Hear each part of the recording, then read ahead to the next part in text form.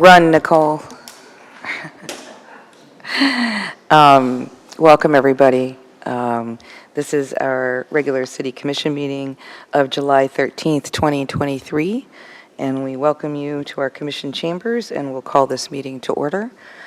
Please join me in standing, if you can, for our invocation and Pledge of Allegiance led by Jennifer Cowan. Thank you. Let us begin this meeting by taking a brief moment of silence and reflection for the healing of Jean Franey, Commissioner Franey's mom, and for the family and friends of Brett Breeden.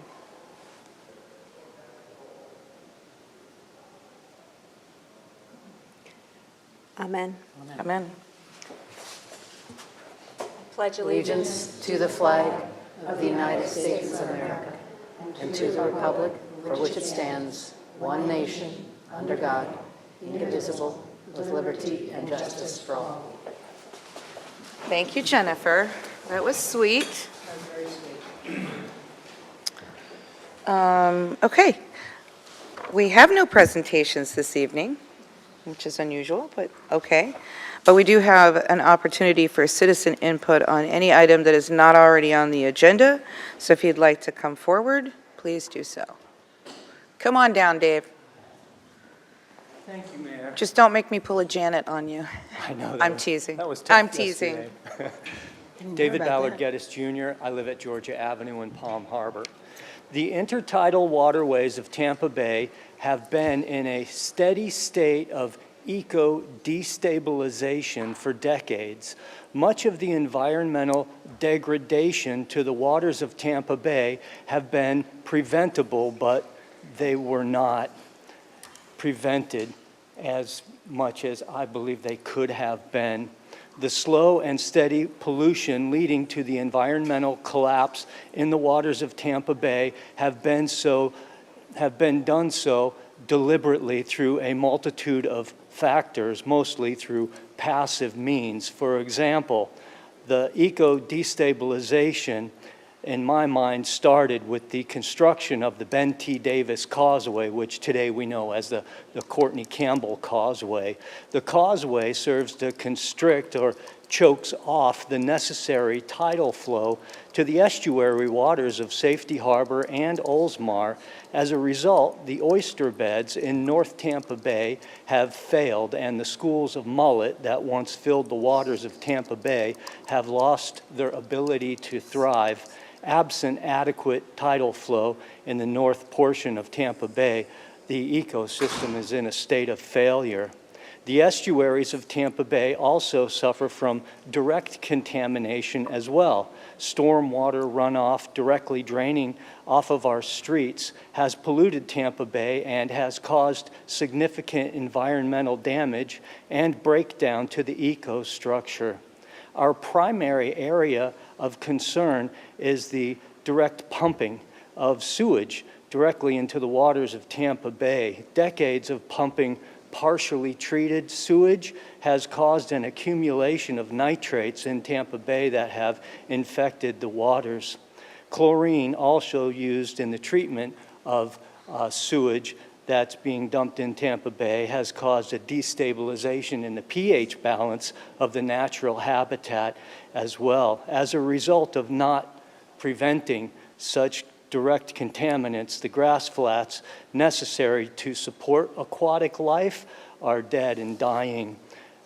Deliberately, the same scenario can be said for the intercoastal waterways in Port Charlotte, Fort Myers, including the Indian River Lagoon from Titusville down to Sebastian Inlet, to include the estuary and our local waters here.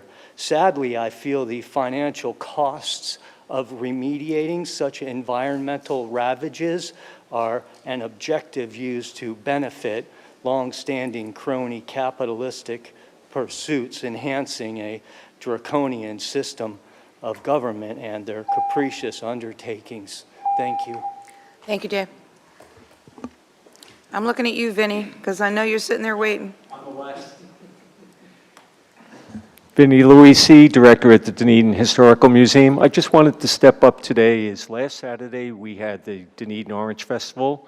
I want to thank all of you that participated, pouring orange juice and doing other things at the event. Also, the city's participation as being a sponsor was grateful. And we wanted to thank several individuals with the city, Dan Connell, who was with the city park system, Jory Peterson, and Danielle Edwards. They particularly had a big helping hand in getting everything approved and done so we could hold it.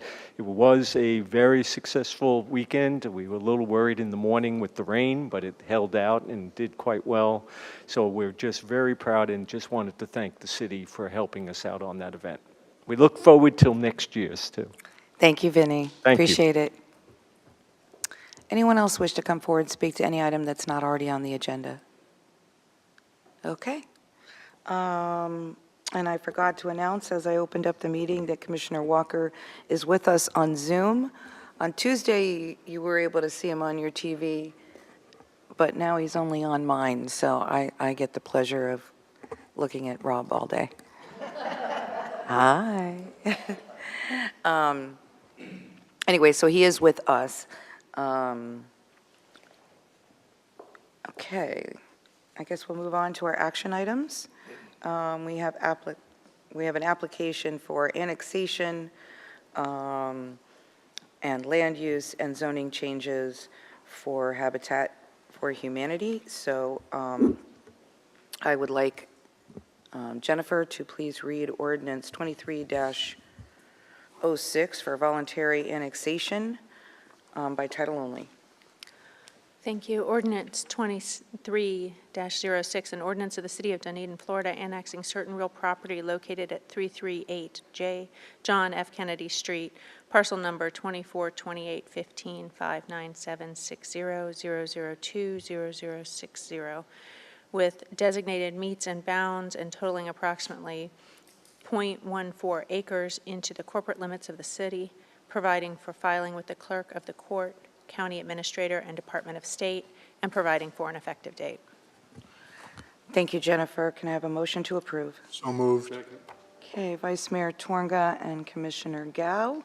For the benefit of the public and our staff, what we'll do is go through all three phases in your presentation, and then we'll have to read each ordinance separately, but we won't need you to make three presentations. Very good. So I'll turn it over to you, George. Thank you, Mayor. Good evening, Mayor, Vice Mayor, members of the Commission. George Kinney on behalf of the Community Development Department. I'm actually going to turn this presentation over to one of our newest members, our new Planner 1, James Cunningham. I kind of wanted to take a couple of seconds to introduce him to you all. He, of course, replaced Molly Cord, who... We've definitely met. Okay, good.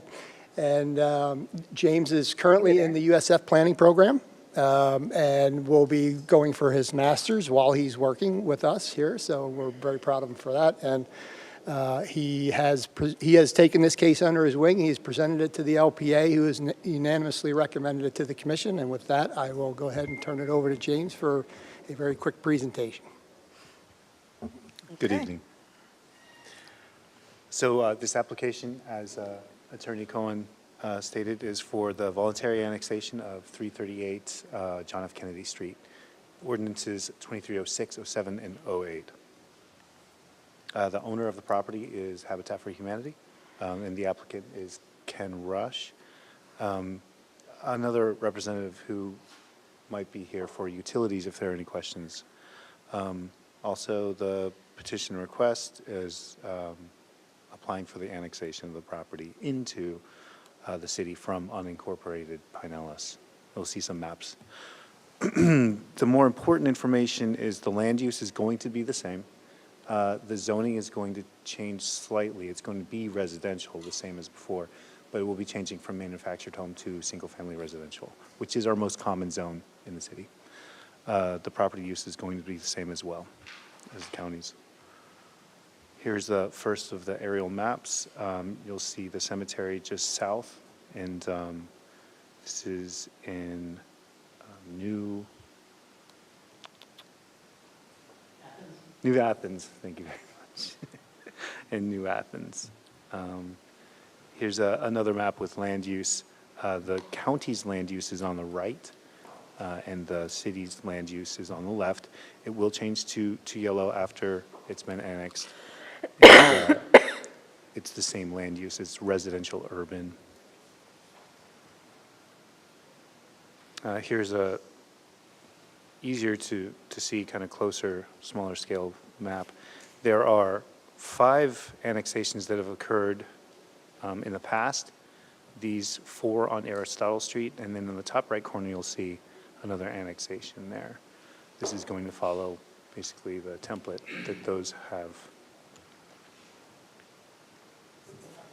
Really quickly, if I could just add for commission discussion, you'll notice that this particular parcel doesn't have contiguity to other municipal parcels, but it is in what's called a Type A enclave, wherein we have an interlocal agreement with the county to be able to annex these particular types of parcels, even though they don't have direct contiguity.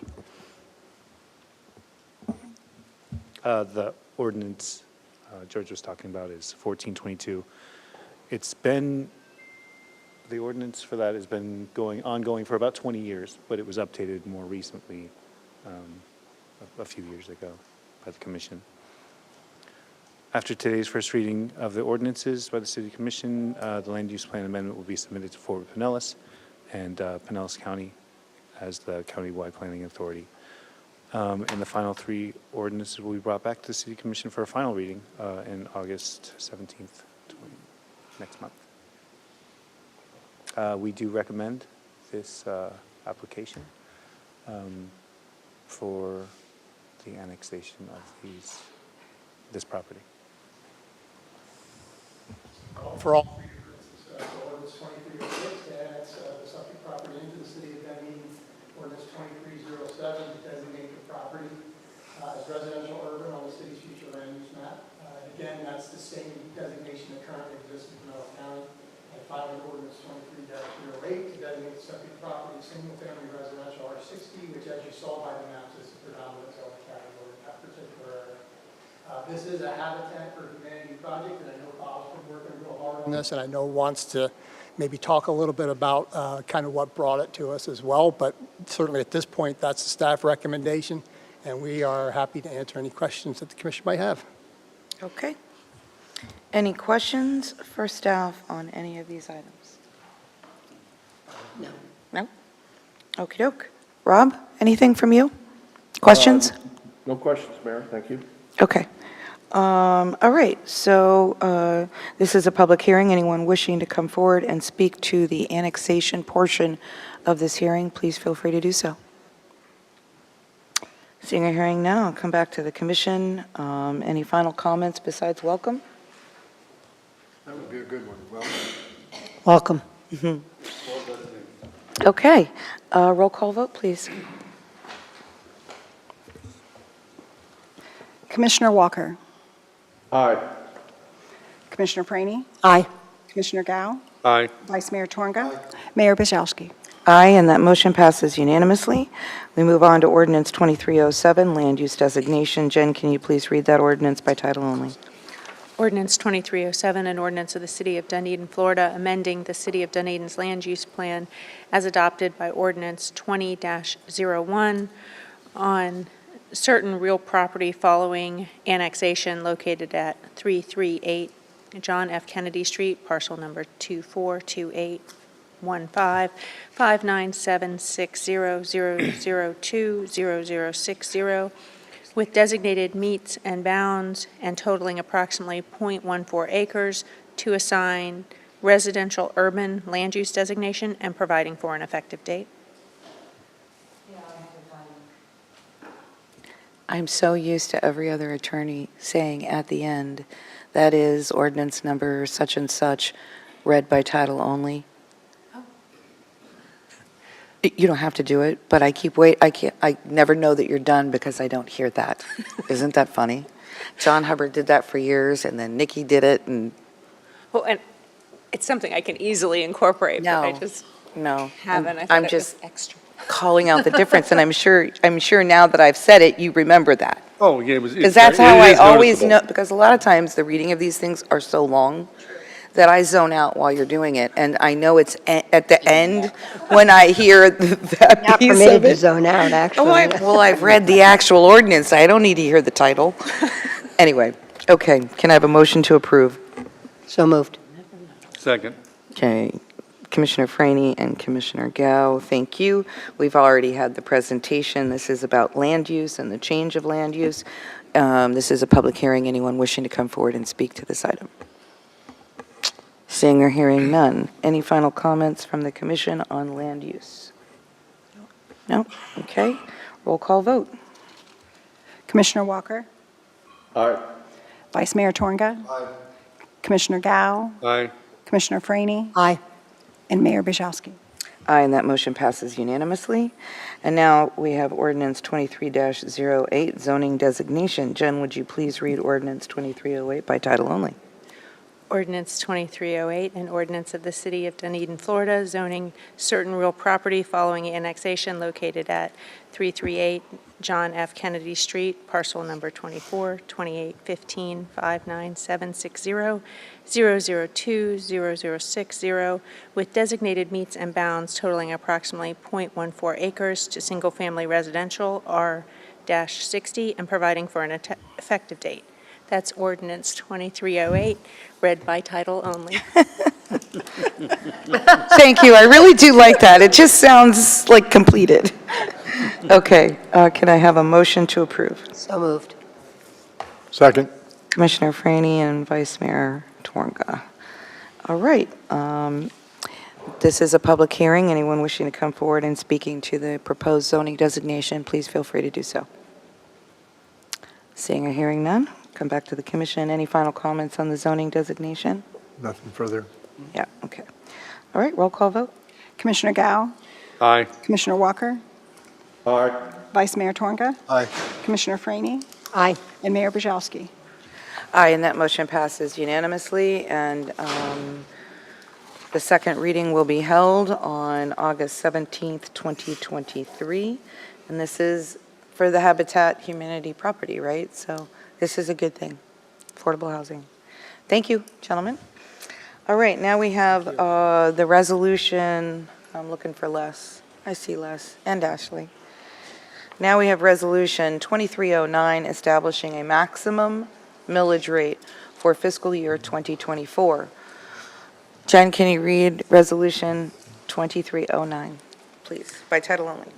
Resolution 2309, a resolution of the City Commission of the City of Dunedin, Florida, adopting the proposed millage rate for ad valorem tax revenue for fiscal year 2023-24 at a rate of not to exceed 4.3145 mils or $4.13 per $1,000 of assessed property value, providing for public hearing dates and providing for an effective date hereof. Thank you. Can I have a motion to approve? So moved. Okay, Commissioner Torga, or Vice Mayor Torga and Commissioner Franny, thank you. Les, or Jen? Okay. Good evening, Mayor, Vice Mayor, Commissioners. Les Tyler, the Finance Director, and I'm here with Ashley Kempton, our Budget Manager. This item, Resolution 2309, is to establish the proposed maximum millage rate for the fiscal year 24 budget. Staff is recommending the approval of this rate, which allows the Commission to approve this rate of 4.1345 mils or any rate lower than that. This is no increase from the prior year, and this rate of 4.1345 mils has been the same since fiscal year 2016, so this is the 9th year at this millage rate. Following adoption of this Resolution 2309, the attached forms in the staffing report and the first public hearing notice, the date, time, location will be certified by the city and returned to Pinellas County. Property appraisal by August 1st, 2023 to be included in the trim notices this year. The total general fund reduction in revenue in fiscal year 24 budget, if the city did a rollback rate of 3.7503, would be approximately $1,436,000. That concludes our comments, and any questions, happy to answer them. Thank you. Okay, any questions for Les? Any questions? Rob, any questions? No, Mayor, no questions. Commissioner Franny? I just want to clarify. This rate's the rate we've had for 9 years, as you mentioned. If this is approved, we can't go any higher after we do this. That's correct. Okay, we can only go lower. That's correct. Okay, so we're not saying that that's what the tax rate's going to be, it's just, we're just setting the maximum. Correct. Okay, great. This is a public hearing. Anyone wishing to come forward, please feel free to do so and speak to this. Thank you again, Mayor. I have an offhand comment, even though I don't live in this, I grew up in the city of Dunedin, but obviously I live in unincorporated Palm Harbor now, and I have for 25 years. My property tax, maybe 10 years ago, as a county property tax lien, was underpositioned with a non-ad valorem charge. That non-ad valorem charge was in regards to a water district charge. The charge is not a property tax lien, it's a levy. So what I have is a non-elected, duly elected body of government, the water districts, they're appointed, to my understanding. This is a non-ad valorem charge, which has been underpinned on the ad valorem, and it's in the form of a levy, not a property tax lien. I find as though they're trying to put a square peg in a round hole, kind of a tax base with that ad valorem charge. And I thank you for listening. No problem, David, and that is in unincorporated Pinellas County, and that's, Dunedin doesn't do that. Thank you. Anyone else wish to come forward and speak to this item? Oh, you can't? Okay. Come back to the commission. Vice Mayor Torga, maker of the motion. I have nothing further. Okay. Commissioner Franny, anything? No, I would just say, obviously, this is the highest that we can go, which is the current that we've had for 9 years. And obviously, all of us, as we look through the budget, will be looking to do the best we can for the citizens. So, no, I don't have anything further. Commissioner Gao? Echo. Commissioner Walker? Yeah, no further comments. Okay. All right. Roll call vote, please. Commissioner Gao, Aye. Commissioner Walker, Aye. Commissioner Franny, Aye. Vice Mayor Torga, Aye. Mayor Brzezowski. Aye, that motion passes unanimously. Then we have resolution, thank you, guys. Then we have resolution 23-17, amending the marina user fees. Jennifer, would you please read resolution 23-17 by title only? Resolution 23-17, a resolution of the City Commission of the City of Dunedin, Florida, establishing Dunedin Marina user fees, including rates for the use of boat slips pursuant to 86-76, and charges for the use of boat ramp launches pursuant to Section 86-105 of the Code of Ordinances of the City of Dunedin, repealing Resolution 23-04 in its entirety, providing for severability, and providing for an effective date. By title only. And that was Resolution 23-17, read by title only. Thank you. Okay, can I have a motion to approve? So moved. Second. Okay.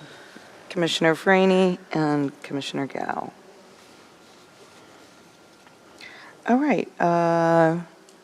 Nicole? Good evening, Mayor, Vice Mayor, Commissioners. Nicole Delfino here, Assistant to the City Manager. We are bringing this back to you based on the discussion at the May 2nd workshop, where you gave consensus direction to move forward with an increase to the commercial rates and the liveaboard rates only. So this change to the resolution is only affecting those two rates, the commercial and the liveaboard. It does not impact any other rates at the marina at this time. Do you have any questions? Okay.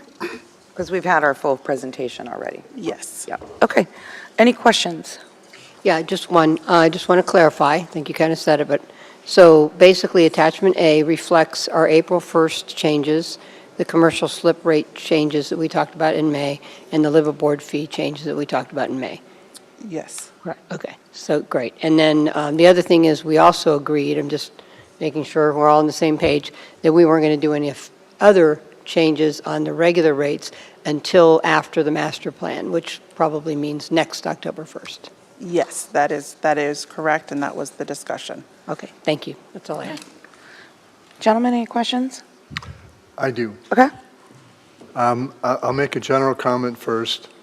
I really wish we had more specific facts as to why we were doing this, but I understand. Second of all, I was just looking at this, and only because I'm familiar with these numbers, before we vote on this and select this, if we have to, I think there might be a mistake in here in the calculation.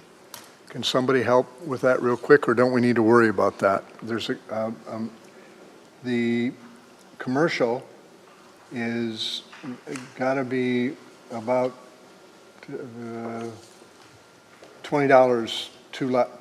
it's short $20 or $25. And I only know that because I can go down and look at 22, slip 22 and 20 through 26. And there should be a greater divergence. So can somebody calculate that real quick? Or don't we need to worry about that at this point? Well, no, we need to know what we're voting Yeah, on. it's incorrect. Okay, can you guys look at that, and then let me go to Commissioner Gao and see if he has any questions, and then we'll come back to Vice Mayor while you're reviewing that. Is it in the staffing or the resolution? It's the slip rate, Exhibit A. Exhibit A. Thank you. Exhibit A, and it's 4 through 12, the top one. That should be about $505 or something.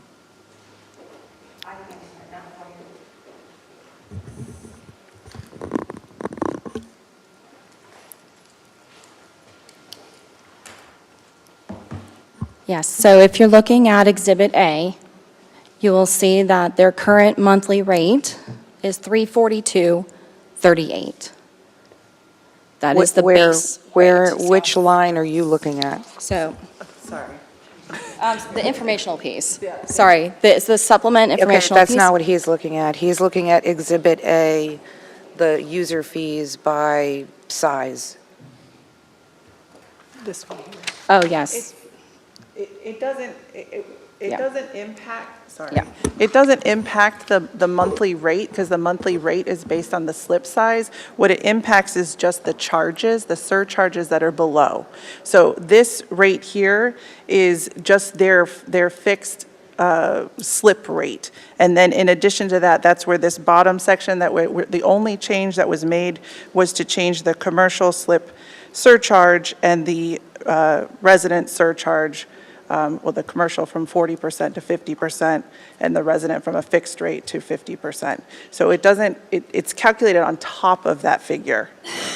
So you're saying that these are correct? Yeah, yes, So let me help you. yes. So it's 1.5 times that 342, correct? Sorry, with the microphone. So the, on the informational item, that's where we displayed the monthly rate, and then we showed the monthly rate with the existing surcharge. Then we added the tax to that, and then the monthly rate with the proposed surcharge, and then the proposed monthly rate with the tax. So the actual amount for a commercial, once you add the surcharge in, is $549.52. Thank you, Jeff. Just a second. It's right here, the You way can- they've you broken can- it down. You see, this is what they're saying. Here's your 342. Here's your 342, and there is with the surcharge, this is a tax. There's the rate with proposed surcharge with tax, and then the total monthly change. But that's, So it's going from, So it's not This 470, one- it's not 473, and I'm looking at what we're voting on is a monthly rate of yeah, the 479. The Exhibit A to resolution is saying a different fee. I'm sorry, can you repeat that? We were just, The Exhibit A to the resolution is saying a different fee. yes, it's only indicated at the bottom of the chart where it says other charges. So that's where this is changing in the commercial slip surcharge to 50%, where before, prior, it said 40%. So that is the change. It's in the chart on the bottom of the Exhibit A. There's no change to the calculation on the top. It's just the surcharge piece. I get what Commissioner or Vice Mayor Turinga is saying. If you look at the sheet that you're looking at, not the one he's looking at, Right. it says proposed monthly rate with tax, $549.52 for the first one, the 4 through 12. If you look at the other exhibit and you say monthly rate with sales tax, it says 512. So it leads one to believe that there is an error. You're saying that the monthly rate with sales tax on this other list doesn't include the other charges. The answer for the monthly rate is not 479.33, it's 513.46.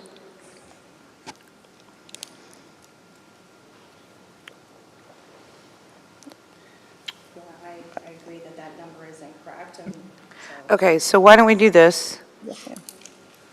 Why don't we, I know there's a motion on the table. Why don't we suspend that motion and go on to our other things while you get a chance to correct that?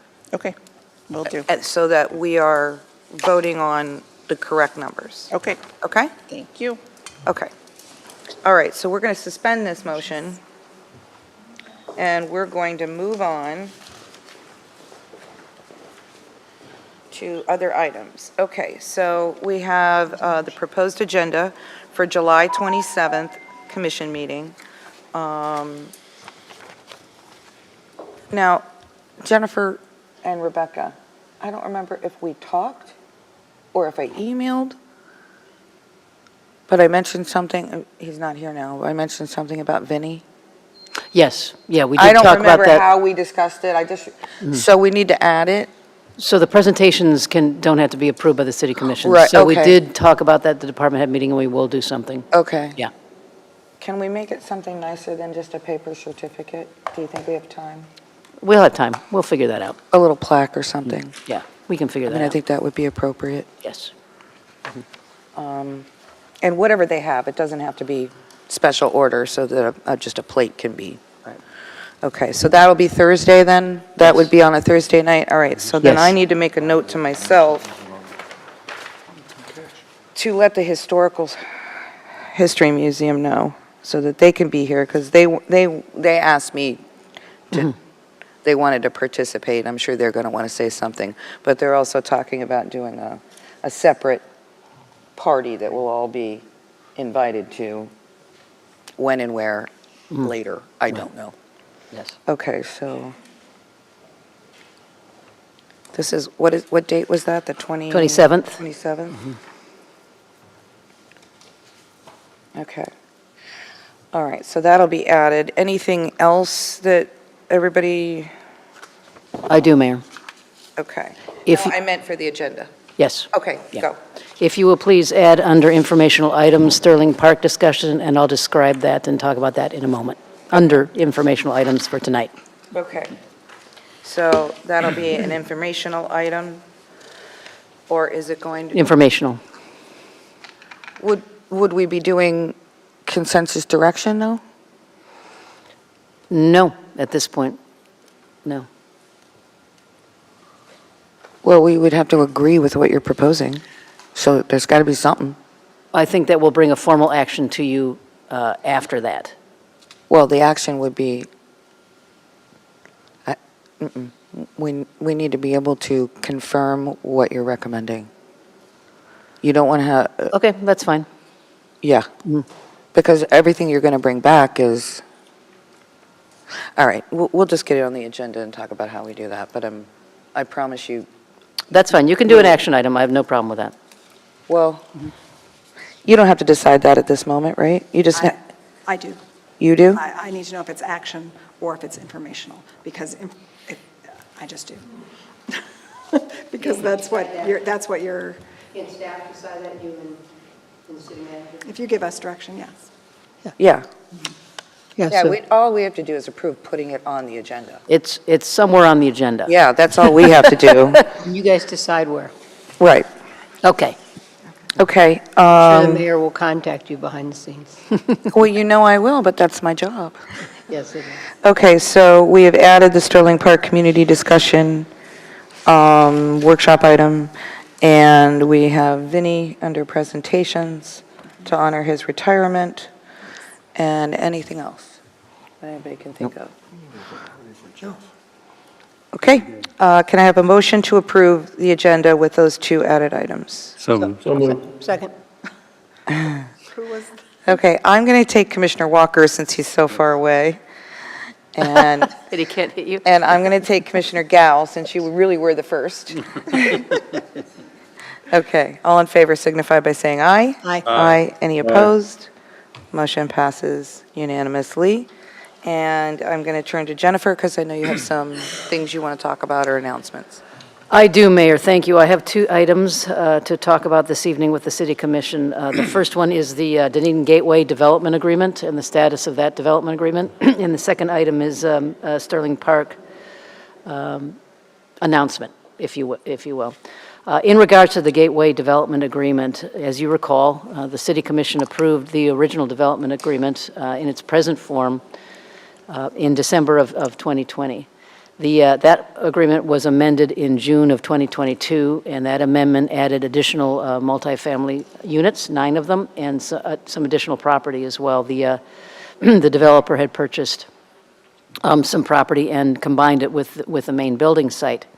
So the project, as stipulated within the First Amendment to the development agreement, was to be started no later than May 20th of 2023.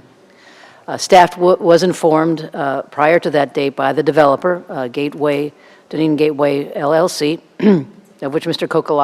Joe Kokolakis is the managing partner, that the project had been recently valued and engineered, and it was in the process of being rebid.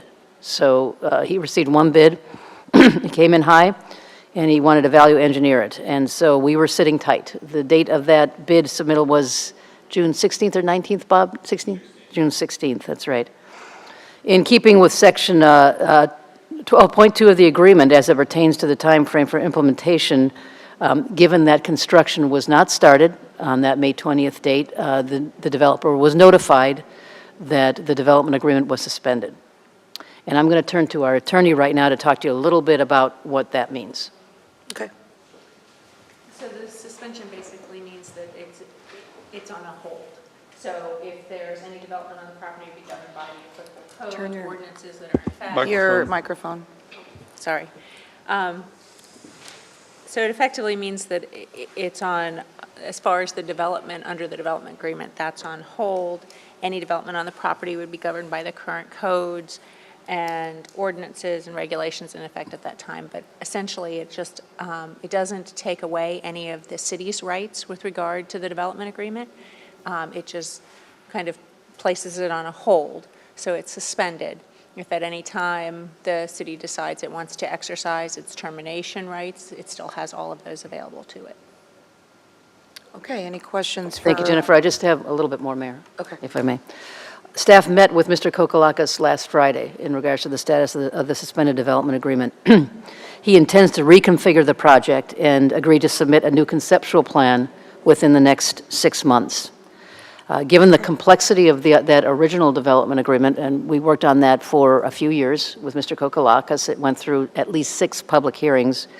And given the complexity, I think the time it's in the public interest to grant that 6-month in a suspended state to see what Mr. Kokolakis comes back with as far as the Gateway project. This is not uncommon. As you know, this has happened in several cities. We anticipated, given the rising interest rates and the increased supply and labor costs.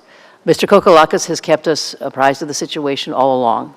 And so I think, and the reason why I'm bringing this before the commission this evening is that this needs to be obviously shared with the public in general.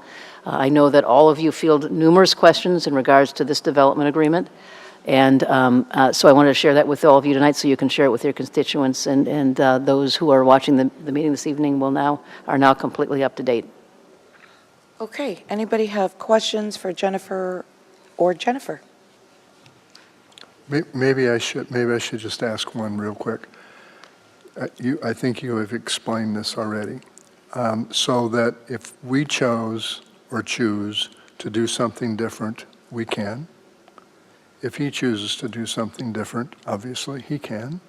So it's just during this period that we're giving a little short break, and perhaps something will come back and be different. Right, and the term you. that the developer used was reimagine the project. Thank you. Yes. Mayor, just Jennifer, you can just kind of confirm for us here that it's still Joe's intent. He wants to develop his property, and he is going to come back with us, hopefully something in 6 months. He is. Okay, thank you. Commissioner Walker, any questions on your end? No, ma'am. I don't, no questions. Okay. Commissioner Franny? I don't have any questions, so thank you for the update on that. And you have the other update you want to give us? I do. Yeah, thank you, Mayor.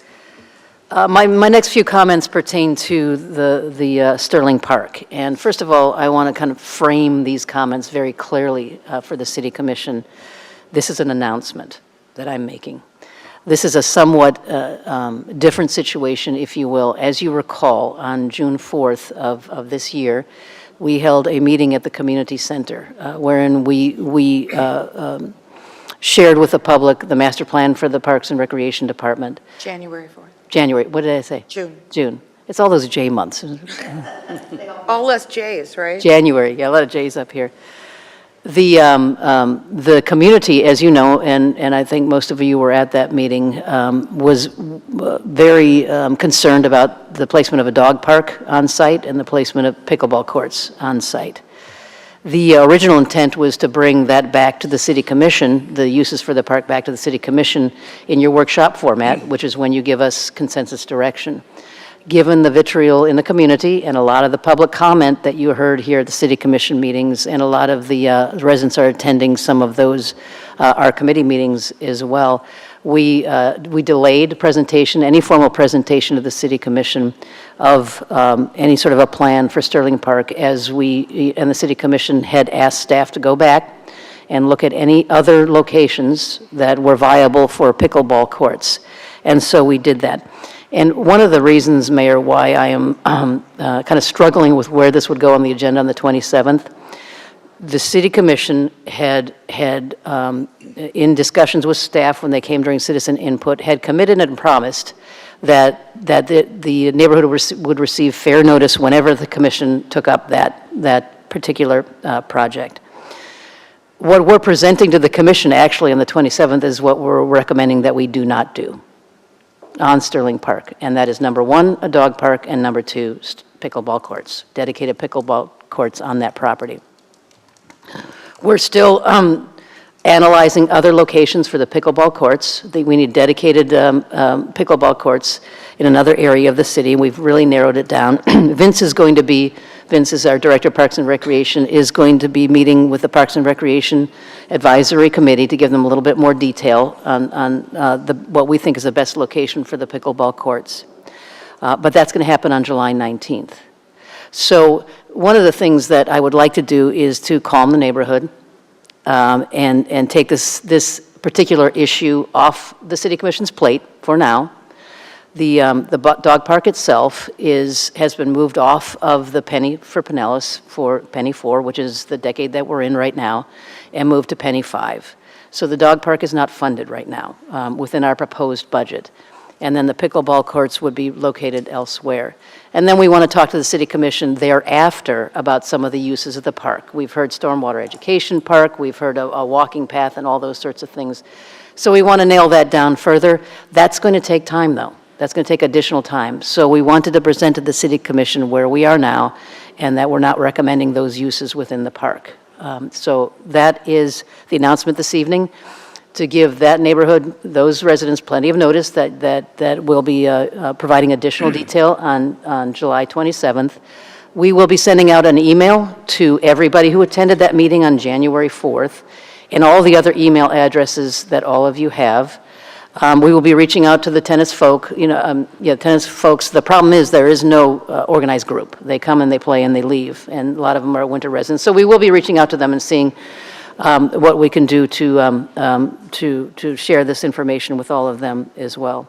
And so, Mayor, that's my announcement. Those are my comments, and we'll take this up again on July 27th. Thank you. Yeah, and I think where I was trying to go is that we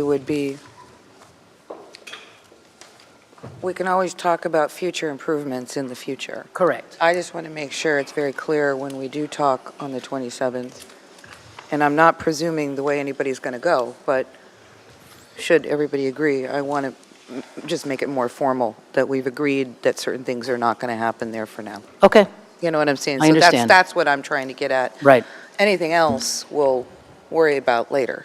right. Yeah. Okay. Thank you. All righty. Now we have the corrected version. Thank you.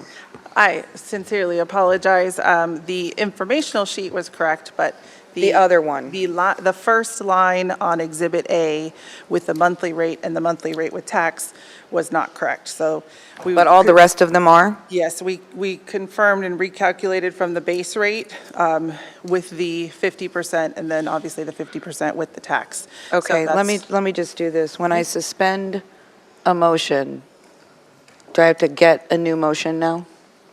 Probably. Or can I just unsuspend it? That's not the right word, I know, but, Basically, what you did is you recessed the item. We called it suspending the motion, but you kind of recessed that item to a later point in the meeting. You're bringing back that item. You still have that Okay. existing motion on the table, so you can move forward. yeah, I don't do that very often, so that's, okay, that's why we have you. Thank you. Okay, so you're very clear that those are all correct now. Yes, ma'am. Okey doke, I will go back to Vice Mayor. Thank you very much. So I've had a few moments to take a look at this, so here we go. I just have a couple questions.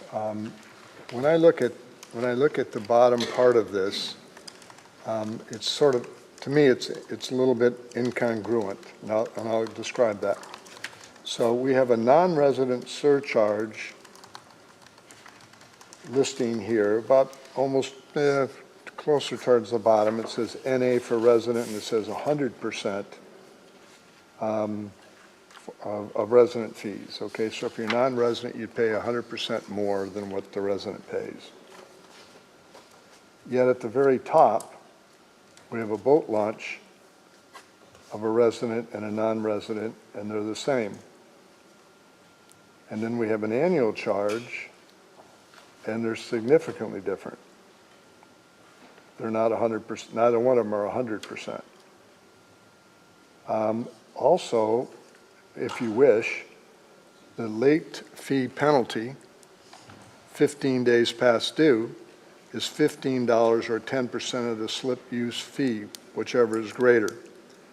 I don't really care too much about that, except that there is no $15 in our marina. So it would be 10%. So you could take off, if you wanted to take off the $15, you could.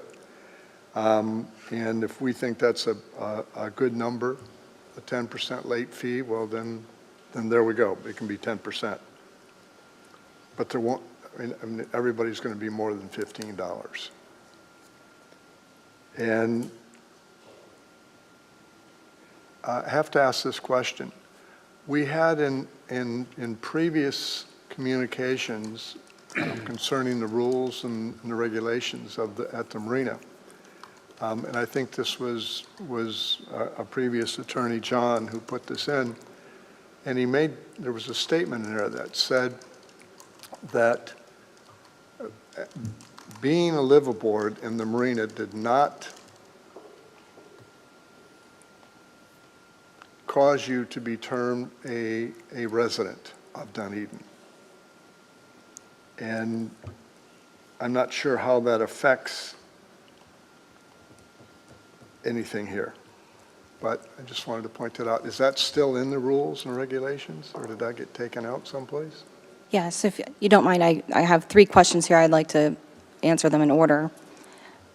So the first question you had was regarding the non-resident surcharge, and that is specifically, and we can add some additional language in there if that's the will of the commission, that particular surcharge is specific to the recreational slips. So it should probably say non-resident surcharge for recreational slips. That it is, this has always been the exhibit, so but I agree that it can be ambiguous. So we can add that additional language that it is specific to the recreational slips. As you see, we don't have as when we went through the boat launching fees, and the commercial fees does not require the person to be a resident. It's strictly just for the recreational slips. So we can add that additional language if you choose. That is the only aspect of this exhibit that that fee applies to. Your second question was regarding the $15 or the 10% of use fees. That came as a request of the $15 minimum, came as a request of the finance department. They did have occasion where they had individuals that had made a partial payment, but not a full payment. So the 10% was being charged on what they owed, just the outstanding balance.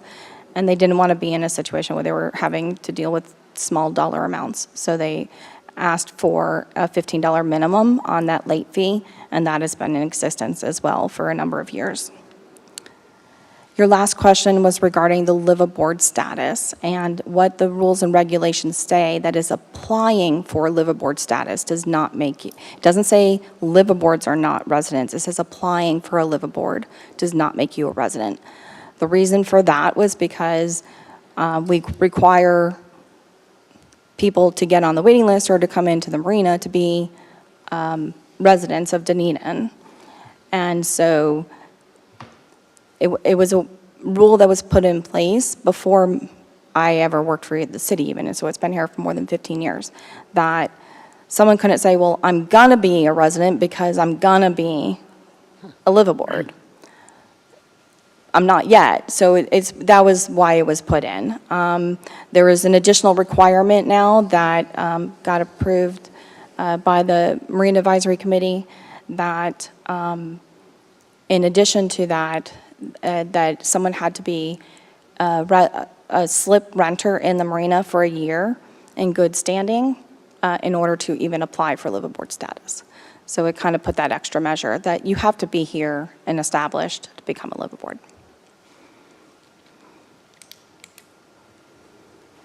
Everybody hearing that? Okay. Okay. Anything else, John? No, so what are we saying about that top line? I mean, is that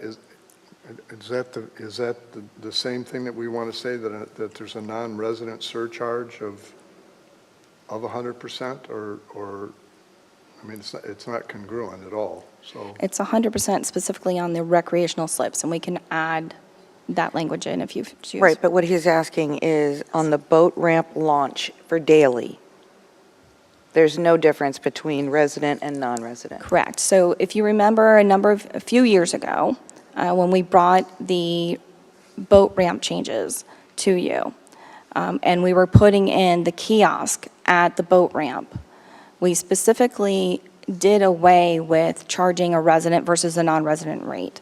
I would say 95% of the daily payments now are at the marina kiosk. And so none of the other marinas or boat ramps in the area differentiate for that daily usage of a resident and non-resident rate. There's no way we could check that at that time. So it was staff recommendation to do away with the different rates for the boat ramp. But the annual can be different. Correct, and we Because they have do. to go to the harbor master's office to get it. Correct. Gotcha. So maybe we take that 100%, maybe we just take that line out, the 100%, the one that says non-resident surcharge, NA and 100%, maybe that just comes out? But that, No, that is for the slip fees. correct, If we had a non-resident in a slip, right. that's So- what that represents. So we do have situations where people are residents and get a slip and then move to Palm Harbor. And we don't cancel their agreement and tell them you have to get out. We just implement then the 100% surcharge at that time. The only other situation that happens for a non-resident to get into the marina is if there is a particular slip size that does not have a waiting list. So there was a short time pre-COVID where we had an abundance of 25-foot slips available, and there was not a waiting list. So if a non-resident wanted to take one of those slips and pay double, we took that application. So that's handled at the bottom. They pay twice, 2 times. The line that says non-resident surcharge, parentheses, of resident fees, that is applicable to the recreational slips. So we really should put those clarifying words, right? Correct. We could add those tonight, because Yeah, I think it's a yeah, good yeah. clarifier. Somebody, Yes. we Yeah, should just I do. clarify it. Yep. Okay. That's all. It's just a suggestion. No, it's a good suggestion. I better not look at anything else. Commissioner Gao, anything? No, ma'am. Questions? Commissioner Walker, any questions? No, ma'am. Commissioner No. Franny? Okay, I don't have any questions.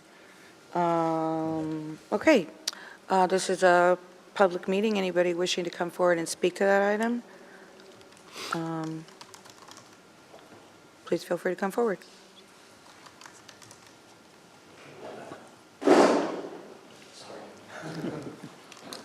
David Ballaghettis, Georgia Avenue, Palm Harbor. So if you're living aboard your boat in the marina, technically, you're not a resident. If that's your primary residency, are you still declared a non-resident? No, you are a No, resident. you're a resident. You're a resident. Oh, okay. Because I couldn't hear very well Yep. back there. Okay, thanks. Thank you, David. Anyone else? Okay, so I have a motion. Let me go back to the previous motion. I have a motion made by Commissioner Franny and seconded by Commissioner Gao. Any final comments? Really? Oh, yeah, That's not- marina user fees. We suspended it Oh, and we okay. reinstated it. Well, then I'll add the additional language for recreational slips to that. Non-resident surcharge for recreational slips to my motion, And the corrected numbers. and the corrected numbers. And as Not the accept that seconder? amendment. Okay. Any final comments? No, I mean, we've talked about this a lot, and we've been through the analysis a lot, so I think this is just enacting it. No comments. Any comments? No. Any comments, Commissioner Walker? No, ma'am, no comments. Okay. Well, I'm glad we finally got this piece done, and now we're just waiting on the master plan, right? Correct. Which we talked about the scope on Tuesday, and so that will go out to bid, and then we'll get to see, hopefully we get lots of responders. Right? All right. Let's do a roll call vote. Vice Mayor Torga. Aye. Commissioner Walker. Aye. Commissioner Gao. Aye. Commissioner Franny. Aye. Mayor Brzezowski. Aye, and that motion passes unanimously. Thank you, ladies. Thank you. Okay, anything else for the good of the order? We've got a lot going on this week. Anybody have anything else? No? No, I would recommend you might want to take a trip on Santa Barbara Drive to see that process, because I think it would, it's just helpful, educational for future brickwork, so How do you feel about it so far? it's a lot. It's a lot. Are I they mean, accommodating? yeah, they've been very accommodating, but it's a lot of work, and it's an interesting process. I mean, just to make that clear, though, for anybody who's watching, the difference in that particular street area is that it's the underground soil and dirt and clay that was not appropriate. So it would not be the process for a normal brick street.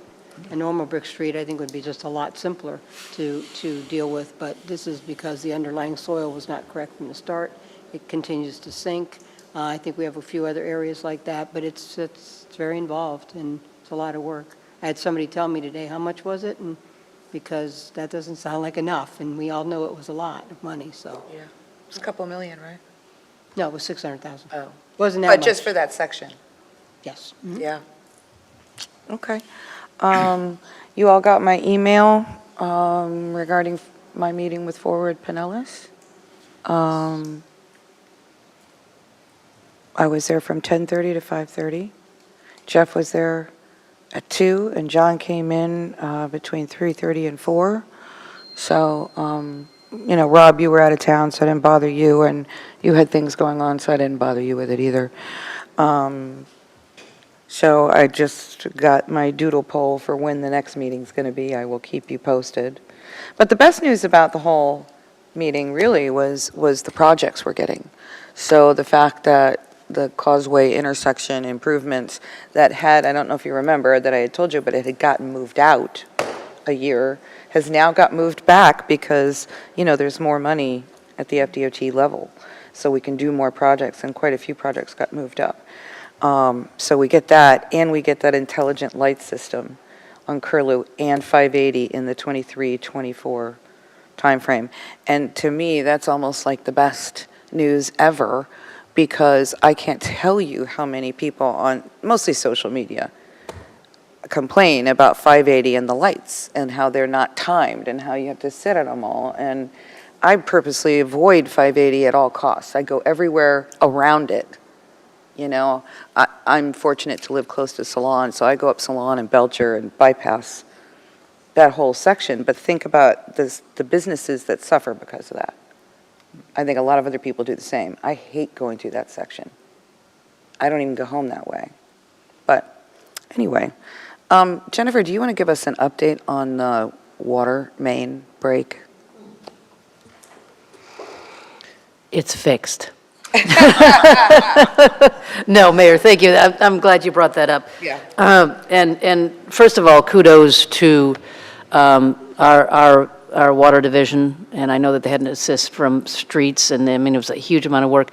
So we were notified in the wee hours of Monday morning that we had a water main break between Lake Haven and Keene. It turns out that the pipe, the infrastructure in that area is cast iron. So it's the very, very old stuff that was put when really the city was first developing its infrastructure system. And so we went and repaired it, and that repair failed the following night. And so we actually did bring in TLC, our contractor, to help us. Our guys were getting tired. They can certainly do the work, but we needed additional hands to get the road open again. And the boil water, there was a boil water alert in the area. I think it's still on, Sue? Yeah. It's still on for about 190 residents. It has been repaired, and I think you will most likely see that as replacement of that pipe as a capital project here in the very near future. And I did happen to call Jorge today because I just kind of wanted to know what happened. And I know people are real curious because when you go down there and you see the road closure, it's like, oh, why is the road closed?